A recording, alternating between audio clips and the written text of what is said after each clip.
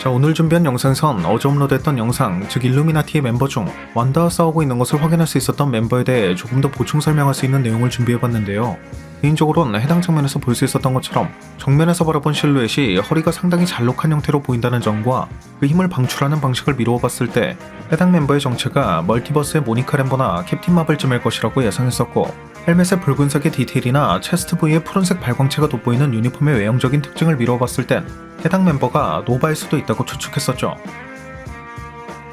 그런데 시간이 지남에 따라 해당 멤버의 조금 더 선명한 모습을 확인할 수 있는 이미지가 공개되기 시작했고, 이러한 이미지에서 볼 수 있는 멤버의 특징은 우리가 알고 있는 어떠한 캐릭터와 매우 흡사한 것을 볼 수 있었는데, 이는 바로 드라마 로키의 등장에 많은 팬들에게 큰 놀라움을 안겨주었던 캉의 외형과 매우 흡사하다는 것이었습니다. 이처럼 그 피부톤은 물론이고 코나 입술의 모양, 심지어 히우리메인즈 캉에서 찾아볼 수 있는 수염의 형태까지도 거의 정확하게 일치하는 것을 볼 수 있었기 때문에 앞선 추측에 이어 이 해당 멤버의 정체가 멀티버스의 캉일 가능성도 예상해 볼 수 있을 것 같은데, 그렇다면 캉이 어째서 일루미나티의 멤버가 되었는지도 주목해야 할 만한 부분이 되겠죠.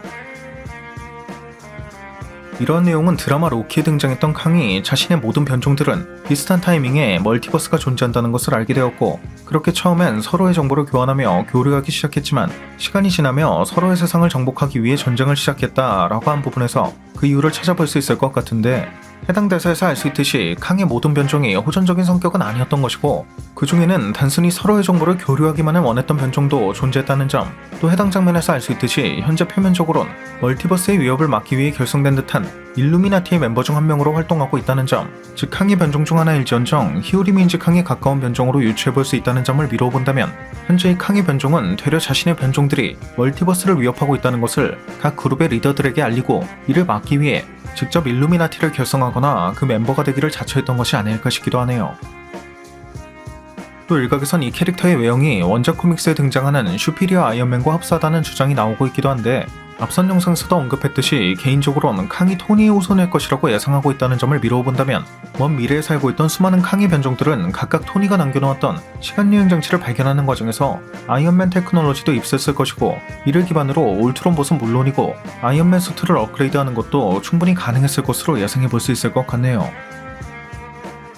참고로 원작 코믹스의 일루미나티는 총 6개의 인피니티 스톤을 각각 한 개씩 보관하기도 했었고, 드라마 로키에도 등장했듯이 멀티버스의 존재를 인지하고 TVA까지 설립한 캉들은 인피니티 스톤을 무력화시킬 수 있는 방법을 찾은 것으로 보였다는 점, 닥스 2편에 등장할 예정인 일루미나티도 멀티버스의 혼란을 막기 위한 집단으로 보인다는 점에서 그 존재의 목적 자체가 TVA와 매우 흡사한 것으로 보인다는 점 등을 고려해본다면, 이처럼 캉의 변종일 수도 있는 해당 캐릭터가 인피니티 스톤의 힘을 흡수한 캡틴 마블과 흡사한 형태로 그 힘을 방출하고 있는 것은 인피니티 스톤에 대한 연구를 마친 캉의 변종이 아이언맨 아머를 업그레이드하는 과정에서 스톤의 힘을 이용했을 가능성도 고려해볼 수 있을 것 같고요.